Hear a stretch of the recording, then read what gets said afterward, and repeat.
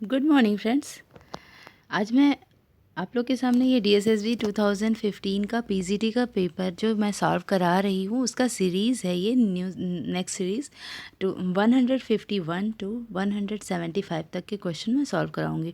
सारे सीरीज़ में जो सीरीज़ मैंने बनाए हैं सब में 25 क्वेश्चन सॉल्व कराती हूँ, जिससे वीडियो बहुत लॉन्ग ना हो और मैं विद डिस्क्रिप्शन 25 क्वेश्चन सॉल्व कराती रहती हूँ। ठीक है, तो मेरे चैनल को लाइक शेयर एंड सब्सक्राइब, और सब्सक्राइब तो ज़रूर कर लीजिएगा, जिससे नेक्स्ट वीडियो अपलोड होते ही आपको इन्फॉर्मेशन मिले और आप उसको देख लें। ठीक है, तो इससे क्या होगा, आपका एक पेपर पूरा जो 200 का पेपर है आप वो एवरी डे मैं इसको अपलोड करती हूँ 25 क्वेश्चन करके, तो एवरी डे आपका 25 क्वेश्चन कंप्लीट प्रिपरेशन हो जाया करेगी।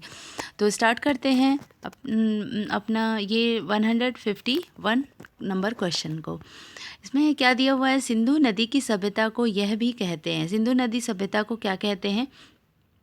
देखो ऑप्शन में क्या दिया है, ए कांस्य युग सभ्यता, बी पाषाण युग सभ्यता, और सुवर्ण युग सभ्यता, और रजत युग सभ्यता। तो जब हम सिंधु नदी सभ्यता के बारे में पढ़ते हैं तो कांस्य युग की का जिक्र आता है, बट पाषाण युग सभ्यता और सुवर्ण युग सभ्यता और रजत युग सभ्यता का कोई ऐसा जिक्र नहीं आता। कांस्य युग सभ्यता इसलिए कहते हैं कि कांस्य की प्रतिमा वहाँ बनी हुई है। जैसे वहाँ की एक कांस्य की नर्तकी की मूर्ति का हम जिक्र हमेशा सुनते हैं, हर पेपर में ये जिक्र सुनते रहते हैं। तो ये जो मूर्ति है वो कहाँ रखी हुई है, आपको कई बार मैंने कई पेपर सॉल्व कराने में बताया हुआ है, अभी इस पेपर में भी है कि national gallery of modern art new Delhi में रखी हुई है। तो सिंधु नदी सभ्यता को हम कांस्य युग सभ्यता भी कहते हैं। ये राइट आंसर हो जाएगा। राइट आंसर इज ए, कांस्य युग सभ्यता। ठीक है, नेक्स्ट क्वेश्चन 152। आगरा किला है किसकी शिल्प कला है? आगरा किला, ये तो आप सभी जानते होंगे, आगरा का किला मुगल शिल्पकला की कला है। ठीक है, राजपूत शिल्पकला का नहीं होगा, होयसल शिल्पकला नहीं है, और कलिंग शिल्पकला तो बिल्कुल ही नहीं है। तो इसका राइट आंसर क्या हो जाएगा, मुगल शिल्पकला। आगरा का किला किसने बनवाया था? आगरा का किला मुगल शिल्पकला के शासक ने बनवाया था। ठीक है, प्रसिद्ध देव सोमनाथ मंदिर कहाँ स्थित है? प्रसिद्ध देव सोमनाथ मंदिर राजस्थान, पंजाब, कर्नाटक, हरियाणा। देखते हैं इसका राइट आंसर। दोस्तों, प्रसिद्ध देव सोमनाथ मंदिर राजस्थान में है। ए, right answer is A, Rajasthan. B Punjab नहीं है, कर्नाटक नहीं है, हरियाणा नहीं। राइट आंसर इज ए, राजस्थान। ठीक है दोस्तों, नेक्स्ट क्वेश्चन देखते हैं 154। वर्निक्यूलर शिल्पकला है। वर्निक्यूलर शिल्पकला किससे संबंधित है? औपचारिक लेकिन प्यारी सी शिल्प कृति है, मंदिरों की शिल्प कृति है, या ब्रिटिश शैली है, या पूर्णतः काबिली शिल्प कृति है। इसका राइट आंसर क्या हो जाएगा? ए, औपचारिक लेकिन प्यारी सी शिल्प कृति है, वर्निक्यूलर शिल्पकला। ठीक है, नेक्स्ट क्वेश्चन 155। अमृता शेरगिल की माँ थी। अमृता शेरगिल की माँ तो आप सभी जानते होंगे। ए, भारतीय नहीं थी, बी, हंगेरियन, और रूसी और इटालियन तो नहीं थी। तो right answer is B, Hungarian है। ठीक है, नेक्स्ट क्वेश्चन देखते हैं 156। रेखा आरंभ होती है। रेखा किससे आरंभ होती है? बिंदु से, छोटी रेखा से, ऊपरी कोई नहीं, हाथ से। इसका राइट आंसर क्या हो जाएगा दोस्तों? अगर आप लॉजिक लगाएंगे, हम क्या कहते हैं कि दो बिंदुओं के बीच की दूरी रेखा होती है।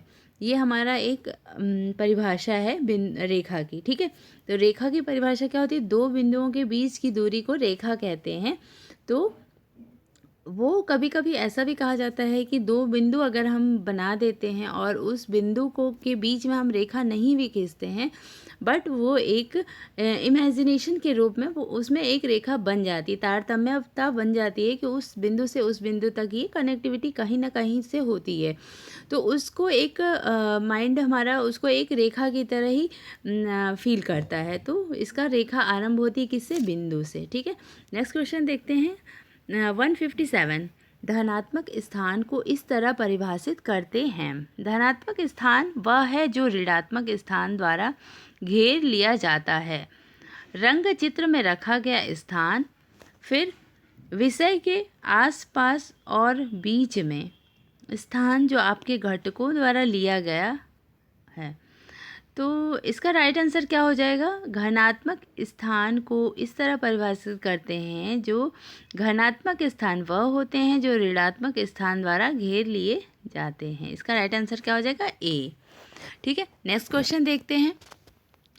आयतनीय प्रकाश व्यवस्था क्या है? आयतनीय प्रकाश व्यवस्था को हम क्या कहते हैं? प्रकाश बड़े क्षेत्र से निकलता है, प्रकाश सामने से आता है, प्रकाश एक छोटे से आयत से निकलता है, प्रकाश तल से निकलता है। तो आयतन का मतलब आप समझते होंगे स्क्वायर। तो आयत को रेक्टेंगल बोलते हैं। तो आयत प्रकाश व्यवस्था क्या होती है? कोई भी आयत जहाँ पे आयतनीय प्रकाश का जिक्र आ गया, वो जाहिर सी बात है कि कोई भी आयत से ही वो प्रकाश निकलता है, उसको आयतनीय प्रकाश व्यवस्था कहा जाता होगा। तो प्रकाश बड़े क्षेत्र से निकलता है, इसका कोई मतलब नहीं, क्योंकि बड़े क्षेत्र से निकलने का कोई एक शेप नहीं आएगा। प्रकाश सामने से आता है, इसका भी कोई मतलब नहीं। प्रकाश एक छोटे से आयत से निकलता है, तो वो आयतनीय प्रकाश व्यवस्था कही जाएगी। प्रकाश तल से निकलता है, ये भी गलत हो गया। तो राइट आंसर क्या हो जाएगा? सी, प्रकाश एक छोटे से आयत से निकलता है। ठीक है, नेक्स्ट क्वेश्चन देखते हैं। 159, भित्ति चित्र में प्लास्टरिंग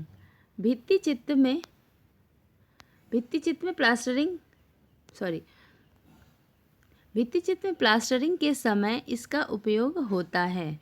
भित्ति चित्र में प्लास्टरिंग का सीमेंट, प्लास्टर ऑफ पेरिस, चूना और मिट्टी। तो इसका क्या आंसर क्या हो जाएगा? सीमेंट तो प्लास्टरिंग के बाद भित्ति चित्र करते हैं। अगर सीमेंट के ऊपर हम कभी कभी चित्र करते हैं। प्लास्टर ऑफ पेरिस तो नहीं, प्लास्टर ऑफ पेरिस तो लॉन्ग टर्म के लिए सेफ़ नहीं होता है, इस वजह से ये ड्यूरेबल नहीं होता प्लास्टर ऑफ पेरिस। तो प्लास्टर ऑफ पेरिस नहीं होगा। चूना होता है। चूना इज़ द राइट आंसर। तो भित्ति चित्र में प्लास्टरिंग के समय चूने का प्रयोग करते हैं। डी, मिट्टी तो बिल्कुल ही नहीं होता। मिट्टी तो वॉशेबल होता है, अगर वाटर उस पर फॉल होती है तो वो बहने का उसका डर होता है, इसलिए मिट्टी का बिल्कुल यूज़ ही नहीं होता है।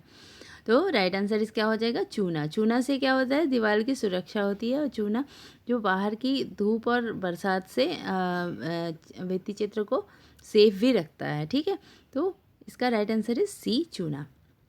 160, एलोरा गुफाएं इन्होंने बनवाई थी।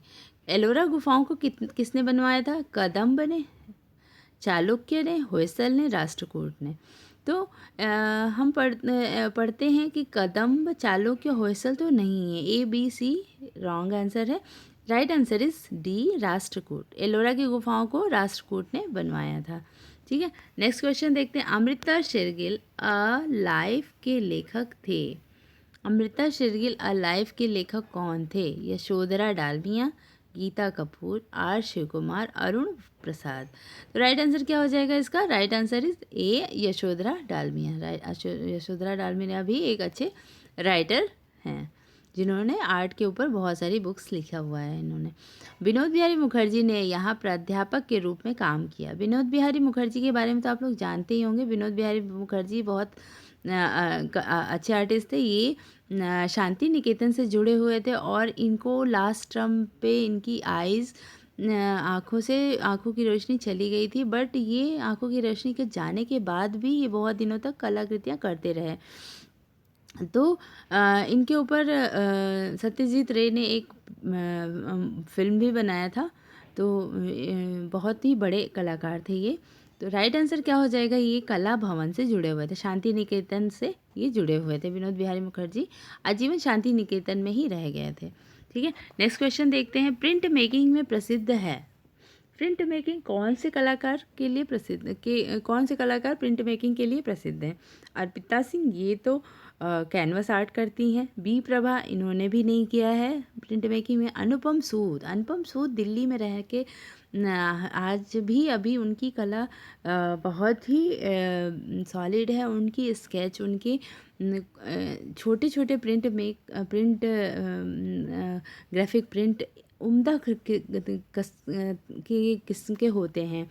अनुपम सूद की जो जो उनकी प्रिंट मेकिंग, जो उनकी कलाकृतियाँ हैं, उसमें नॉर्मल ह्यूमन बीइंग का उन्होंने इतना सुंदर वर्णन किया है, इतना सुंदर दृश्य बनाए हैं कि हम अवाक रह जाता है। उन्होंने dry point, aquatint, itching, different different technique का यूज़ करके अपनी प्रिंट मेकिंग में बहुत ही अच्छा इफ़ेक्ट भी दिखाया है। और उन्होंने नॉर्मल उनके जैसे जो जो फिगर्स होते हैं वो ज़्यादातर लेडी और मेल फीमेल दोनों को लिए हुए बनाते हैं, और ज़्यादातर उनके प्रिंट मेकिंग चित्रों में लेडी फिगर होती हैं, और बिल्कुल रियलिस्टिक उन्होंने ईचिंग और एक्वाटिंट और ड्राई पॉइंट से उन्होंने इफ़ेक्ट दिखाया है। तो राइट आंसर इज़ सी, अनुपम सूद हैं, प्रिंट मेकिंग में बहुत ही फेमस कलाकार हैं। नेक्स्ट क्वेश्चन देखते हैं।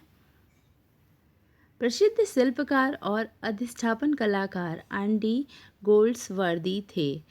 तो एंडी गोल्ड्सवर्दी कहाँ के कलाकार थे? ये जो प्रसिद्ध शिल्पकार और अधिष्ठापन मीन्स अधिष्ठापन कलाकार जो थे एंडी गोल्ड्सवर्दी, ये अमेरिकन थे? नहीं, ब्रिटिश थे, रूसी नहीं थे, नॉर्वेजियन। ये right answer is B, British. ठीक है, नेक्स्ट क्वेश्चन देखते हैं। गुस्ताव क्लिम्ट थे। गुस्ताव क्लिम्ट कौन थे? गुस्ताव क्लिम्ट प्रतीकवाद चित्रकार थे। ठीक है, इसका गुस्ताव क्लिम्ट ऑस्ट्रियाई प्रतीकात्मक चित्रकार थे, ऑस्ट्रियाई के थे ये, इसको भी याद रखिएगा। जैसे अभी इसका पूछ लिया था, एंडी गोल्ड्सवर्दी ब्रिटिश के कलाकार थे, वैसे गुस्ताव क्लिम्ट ऑस्ट्रियाई प्रतीकात्मक चित्रकार थे, ये प्रतीकात्मक चित्रकार थे। ठीक है, इसका राइट आंसर क्या हो जाएगा? ए, प्रतीकात्मक चित्रकार थे। और वियना सिकेशंस आंदोलन के सबसे प्रमुख सदस्यों में से एक थे, वियना सिकेशन। ठीक है, क्लिंट अपने पेंटिंग्स, मूर्तियों, स्केच और अन्य ऑब्जेक्ट्स डी कला के लिए प्रसिद्ध थे। क्लिंट का जन्म कब हुआ था? 14 जुलाई 1862 में, और इनकी डेथ कब हुई थी? 6 फरवरी 1918 में। ठीक है, ये इनका जन्म 1862 और 1918। ठीक है, तो दोस्तों याद कर रख लीजिएगा इसको। गुस्ताव क्लिम्ट प्रतीकवादी चित्रकार थे, और ये ऑस्ट्रियाई प्रतीकात्मक चित्रकार थे, ऑस्ट्रिया के थे। ठीक है, चंदा मामा का पहला साप्ताहिक प्रकाशन कहाँ प्रकाशन हुआ था? कहाँ, किस लैंग्वेज में पूछा है यहाँ पे? तेलुगु में, हिंदी में, कन्नड़ में, अंग्रेजी में। तो चंदा मामा was a classical Indian monthly magazine for children. चंदा मामा, जिस तरह से नाम से ही ऐसा लग रहा है कि बच्चों के लिए ये बना हुआ है। द फर्स्ट एडिशन ऑफ चंदा मामा वॉज रिलीज्ड इन जुलाई 1947। जब हमारा स्वतंत्रता जिस सन में हुई थी, हमें आज़ादी मिली थी देश को, 1947 की जुलाई में ये सबसे पहला एडिशन इसका रिलीज़ किया गया था। और इसका फाउंडर एडिटर कौन था? कोदावती गंती कुटुम्बा राव। ठीक है, कोदावती गंती कुटुम्बा राव इसकी मेन फाउंडर एडिटर थे, और ये तमिल में सबसे पहले स्टार्ट किया गया था। ठीक है, प्रकाशन इसका तमिल में हुआ था। ठीक है, next question, right answer is ए, तेलुगु। भारत के प्रसिद्ध कलाकार ने वर्जिन और चाइल्ड रंग चित्र बनाए थे। वर्जिन और चाइल्ड रंग चित्र जहाँ तक है कि के.जी. सुब्रमण्यम ने नहीं, जामिनी राय, जहर दास गुप्ता, अमृता शेरगिल ने तो इस तरह का कोई भी पेंटिंग नहीं बनाई थी। वर्जिन और चाइल्ड तो बी, जामिनी राय ही होंगे। जामिनी राय ने दोस्तों इसका मैं कंफर्म नहीं हूँ, बट जामिनी राय ही हैं, क्योंकि इन्होंने लास्ट सपर का भी एक चित्र बनाया है अपनी शैली में। और तो इन्होंने कुछ वेस्टर्न कलाकारों के सब्जेक्ट्स को लेके अपने तरीके से इन्होंने फोक की, उसमें एक तरह से फोक का टच दिया है अपनी पेंटिंग्स में, और जो टॉपिक्स लिए हैं वो फॉरेन के कलाकारों से। तो जामिनी राय इसके राइट आंसर होंगे, वर्जिन और चाइल्ड। वैसे आप लोग एक बार इसको सर्च कर लीजिएगा, ठीक है, क्योंकि इसका राइट आंसर मुझे मिला नहीं है। नेक्स्ट क्वेश्चन, 168 लघु चित्रकला के लिए प्रसिद्ध है। 16 लघु चित्रकला के लिए कौन प्रसिद्ध है? N.S. हर्ष, BG शर्मा, सतीश गुजराल, मंजीत बाबा। तो लघु चित्रकला के लिए BG शर्मा प्रसिद्ध हैं। ठीक है, BG Sharma in an awarding winning artist from Rajasthan, ये राजस्थान से हैं। He is famous for the miniature devotional painting, Mughal, Kishangarh and Kangra style. इन्होंने मुगल, किशनगढ़ और कांगड़ा स्टाइल में इनको ये अपना मिनिएचर पेंटिंग बनाते थे। इनका जन्म 1924 में हुआ था। ठीक है, नाथद्वारा उदयपुर में हुआ था। ठीक है, तो BG शर्मा लघु चित्रकला के लिए प्रसिद्ध हैं। नेक्स्ट क्वेश्चन देखते हैं 169। कौन से कलाकार ने ललित कला की पढ़ाई की और आखिरी में 20वीं सदी के श्रेष्ठ फिल्म बनाने वालों में से एक बन गए?